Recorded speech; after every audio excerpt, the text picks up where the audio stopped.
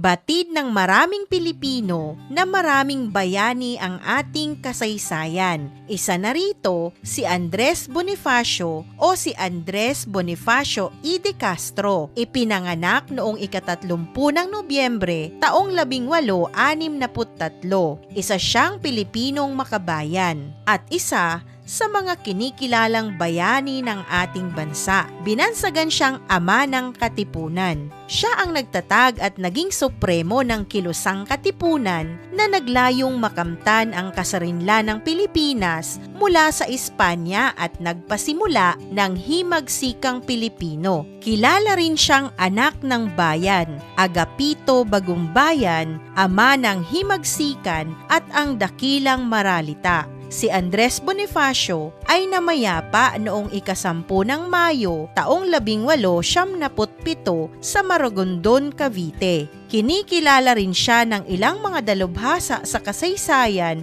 bilang unang Pangulo ng Pilipinas. Ngunit hindi siya opisyal na kinikilala.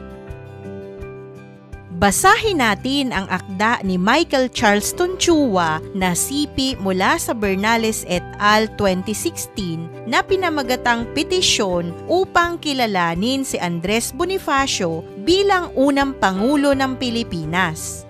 Ang sanaysay na petisyon upang kilalanin si Andres Bonifacio bilang unang Pangulo ng Pilipinas ni Michael Charleston Chua ay nagpapakita ng pananaw na dapat kilalanin si Andres Bonifacio bilang unang Pangulo ng bansa. Ayon sa teksto, mula pa noong taong 1973, may mga historiador gaya ni Milagros Guerrero, Ramon Villegas at Emmanuel Encarnacion na naninindigan na si Bonifacio at hindi si Emilio Aguinaldo ang tunay na unang Pangulo ng Pilipinas. Ipinahayag nila na noong sumiklab ang himagsika noong Agosto 24, taong 1876, ang katipunan na dati isang samahan lamang ay naging isang revolusyonaryong pamahalaan batay sa mga umiiral na dokumento. Dahil dito, ang pinuno ng katipunan noong panahong iyon ay maituturing na Pangulo. Dagdag pa ni Guerrero, Villegas at Encarnacion ang Republikang Katagalugan na pinamunuan ni Bonifacio ang nagsilbing pinagmula ng mga sumusunod na pamahalaan. Samantala, ang pamumuno ni Aguinaldo sa rebolusyon ay nagmula sa pagkakamit niya ng posisyon mula sa Supremo ng Katipunan matapos maipapatay si Bonifacio sa Cavite noong Mayo taong 1877. Mayroon ding isang historiador na tumututol sa pagkilala kay Bonifacio bilang Pangulo sapagkat ayaw niyang mailagay si Bonifacio sa hanay ng mga pinunong maaaring hindi ganap na mabuti. At dahil na rin, kinikilala na siya bilang isang dakilang bayani. Ngunit ibinabato ng teksto ang tanong, kung ang mga ebidensya ay nagpapatunay na ang kanyang pamahalaan ay may pambansang saklaw at siya ang nagsilbing Pangulo, dapat ba itong baliwalain? Tama bang isantabi ang ganitong katotohanan sa kasaysayan? May mga nagsasabi rin na hindi dapat kilalanin si Bonifacio bilang unang Pangulo dahil mangangailangan ito ng pagbabago sa mga aklat aralin at maaaring magdulot ng kalituhan sa mga mag-aaral. Gayunpaman, itinatanong ng teksto kung nararapat bang isakripisyo ang katotohanan sa kasaysayan alang-alang sa praktikalidad. Ipinapahayag din na ang pagkilala sa pagkapangulo ni Bonifacio ay nangangahulugang pagkilala sa unang anyo ng pamahalaang umusbong mula sa pambansang pagkakaisa ng lahat ng tumubo sa sangkapuluang ito. Ito rin ang naging binhi ng pagkakatatag ng unang konstitusyonal na demokratikong republika sa Asya, ang Republika ng Pilipinas na pinamunuan ni Emilio Aguinaldo. Bukod dito, ang pagkilala kay Bonifacio bilang Pangulo ay pagkilala sa konsepto na ang kapangyarihan ng pamahalaan ay nagmumula sa mamamayan, taliwas sa elitistang uri ng pamahalaan na karaniwang kinikilala. Higit pa rito, ang ganitong pagkilala ay nagbibigay halaga sa isang uri ng pamahalaan na hindi lamang ginaya sa kanluraning demokrasya kundi umusbong mula sa sariling kaisipan ng mga Pilipino. Binibigyang diin dito na ang pagtataguyod ng puri at kabanalan ay magdudulot ng kaginhawaan at tunay na kalayaan. Ang mga pagpapahalagang ito ay mahalagang taglayin ng bawat mamamayan, lalo na ng mga pinuno upang makamit ang tunay na kalayaan at kaunlaran. Sa huli, ipinahahayag ng teksto na ang pagkilala kay Andres Bonifacio bilang unang pangulo ay isang paraan ng pagbibigay ng katarungan sa taong nagtatag ng bansang Pilipino.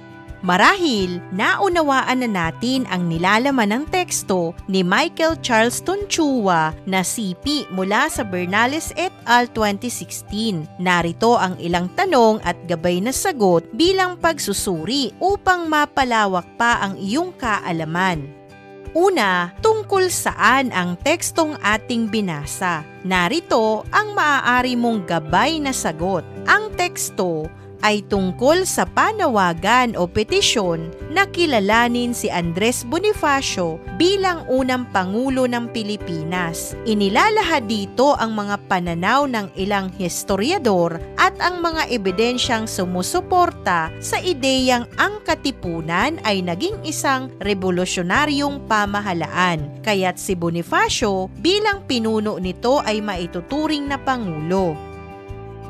Tinatalakay rin ang mga pagtutol sa ideyang ito at ang mga tanong hinggil sa kalagayan ng katotohanan sa kasaysayan kumpara sa praktikalidad. Sa kabuuan, layunin ng teksto na ipagtanggol ang paniniwalang nararapat kilalanin si Bonifacio bilang unang Pangulo.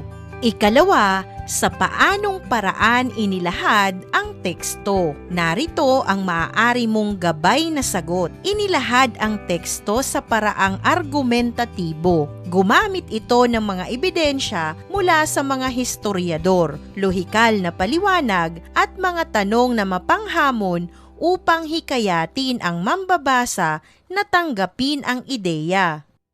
Ipinakita rin ang magkabilang panig, ang sumasang-ayon at tumututol, ngunit pinagtibay ang posisyon na dapat kilalanin si Bonifacio. Ang ganitong paraan ng paglalahad ay nagpapakita ng malinaw na layuning manghikayat at magpatunay sa isang argumento.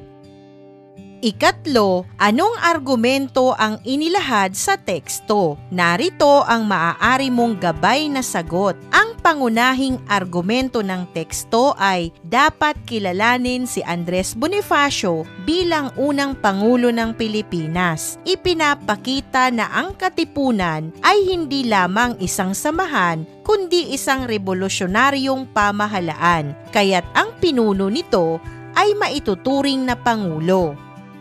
Dagdag pa rito, binibigyang diin na ang pagkilala kay Bonifacio ay hindi lamang usapin ng titulo kundi pagkilala sa pinagmula ng pamahalaang Pilipino at sa kapangyarihang nagmumula sa mamamayan. Ipinapakita rin na hindi dapat isantabi ang katotohanan sa kasaysayan kahit pa may praktikal na dahilan laban dito. Sa ganitong paraan, pinatitibay ng teksto ang panawagan na bigyan ng nararapat na pagkilala si Bonifacio.